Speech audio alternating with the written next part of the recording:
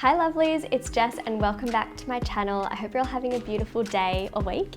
And today I want to share with you, it's sort of an updated self-care routine as well as 5 really important ways to build or integrate more self-care into your day, because 2020 has really taught me the importance of really reassessing the way that we look at productivity and that it needs to go hand in hand with self-care. So I'm going to share with you some different things that I've been doing that have really helped me this year, and just different ways that you can avoid burnout, avoid that point that we tend to reach where we get that brain fog and exhaustion. So I hope that you all enjoy this video, and I want you to comment down below what is one act of self-care that you've done today. And it can be really small or it can be beautiful and self-indulgent, but I'd love to read it. So let's get straight into today's video. And also, before we get into the video actually, I just want to say that most likely anyone watching this video, like I mentioned in last week's video, if you're watching this video and wanting to know how to build more self-care into your day, chances are that you may be able to empathize with me about that feeling of burnout and exhaustion. And again, just make sure that you're being really self-compassionate and just accepting of however you're feeling. If you are on the verge of burnout at the moment, to really just be kind to yourself and not be so hard on yourself. And also, I want to talk to you about ways to build more self-care into your days or weeks. But there are things that are out of our control, and sometimes we will go through a more busy period or a more stressful period. So it's not to say that we are going to be bulletproof to exhaustion or burnout, but it is going to significantly reduce the chances of that fatigue, and it's going to help you to really begin building a life that supports you and that is going to allow you to be your best self. So now let's get straight into the video.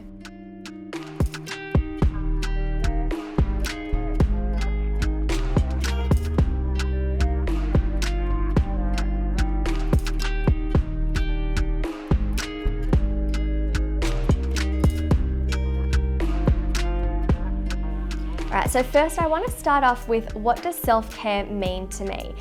And when I think about self-care, it's really an act of self-compassion, and it's an act of self-love. It cultivates and reaffirms one's self-worth.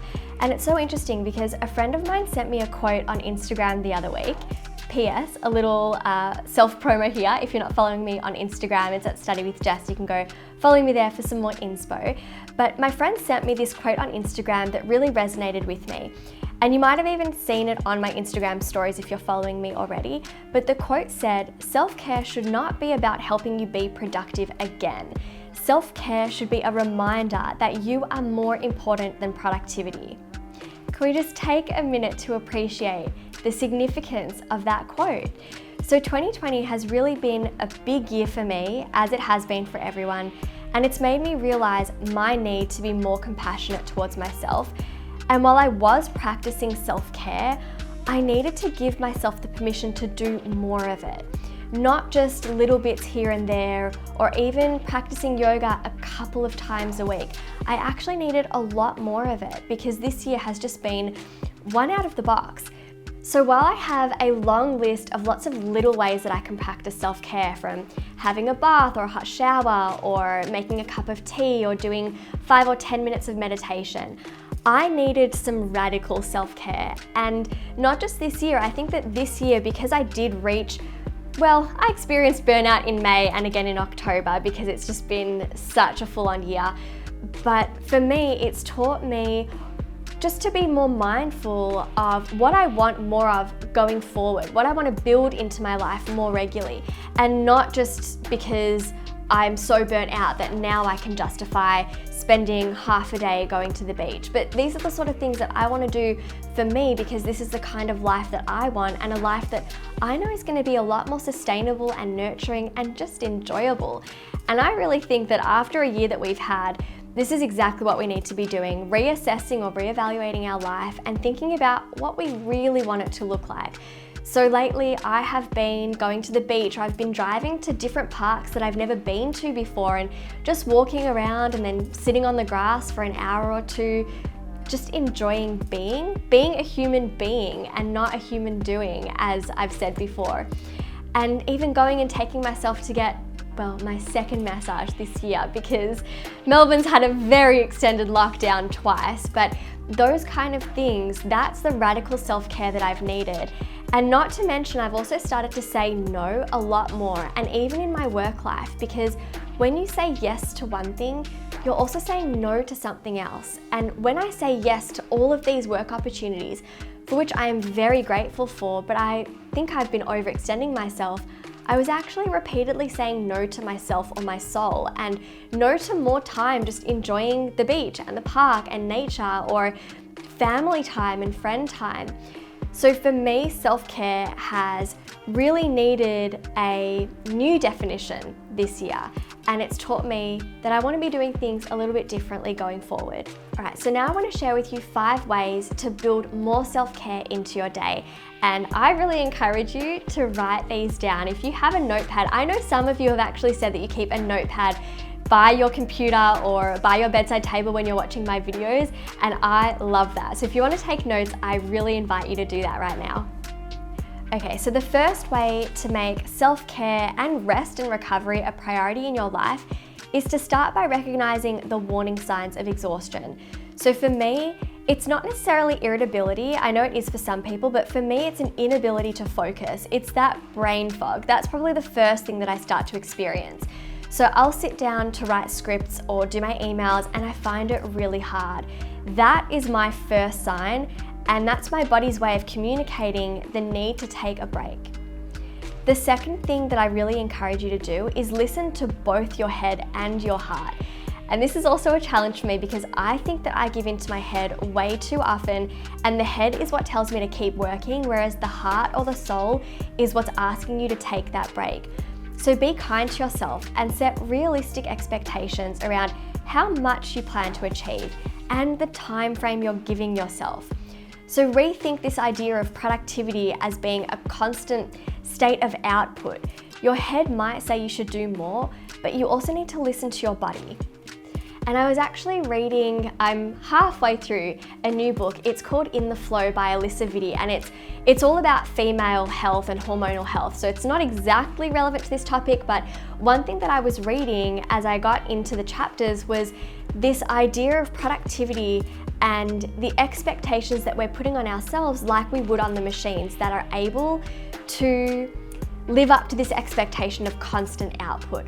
We are not machines, we are not apps, we are technically needing to be recharged and replugged here and there to re-energize, but this idea that we can just keep on going, or that we only recharge so that we can then go back to work like you would expect of your phone, it's really not healthy, and it does result in a lot of different physical health problems. It increases your stress hormones, inability to sleep, it affects your hormones and throws them out of whack. It's a really interesting book, so if you're looking for something to read, I highly recommend it. I'll leave it as a link down below if I remember. Otherwise, it's In the Flow by Alyssa Vitti, and yeah, I think it's really important to be mindful that we're not expecting this constant output from human beings like we would from our technology. Now, the third way to make self-care or rest a priority in your life is to rethink the way that you view rest. So giving yourself time to recharge is not a luxury, it is a non-negotiable.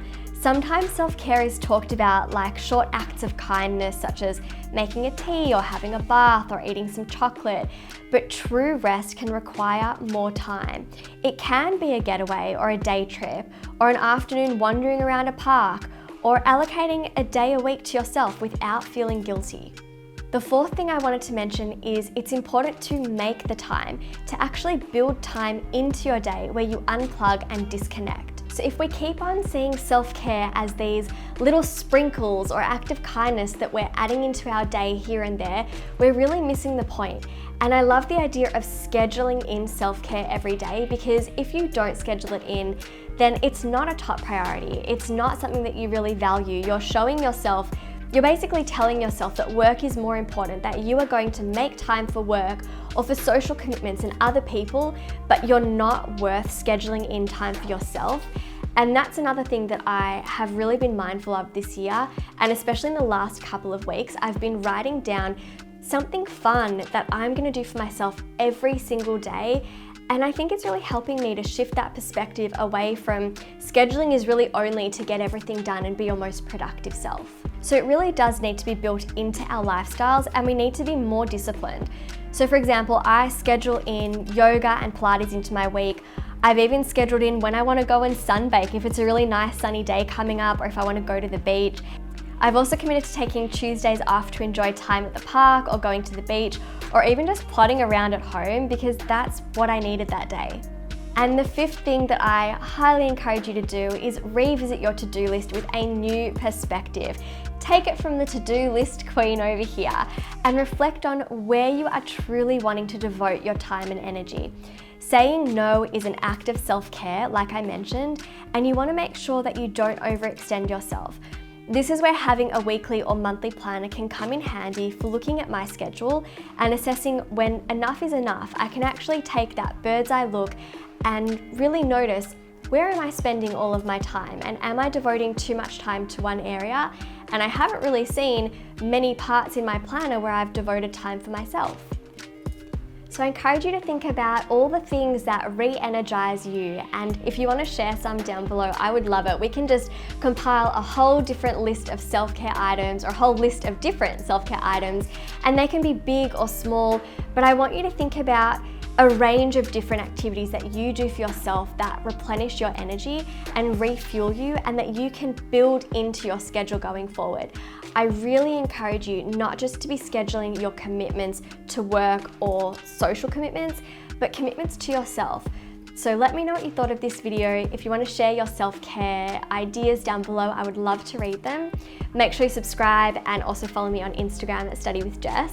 And actually, I'll leave a link to all of my resources down below, my digital study planners, my study skills book, the High School Survival Guide, because if you are in need of having a little bit more support around your studies and productivity so that you can create more time and space in your days for the things that you love, then do check them all out. They're all on my website, studywithjess.com as well though. And otherwise, I'll see you all next week with another video. So stay well and happy, and hope you enjoyed. Mwah! Bye lovelies.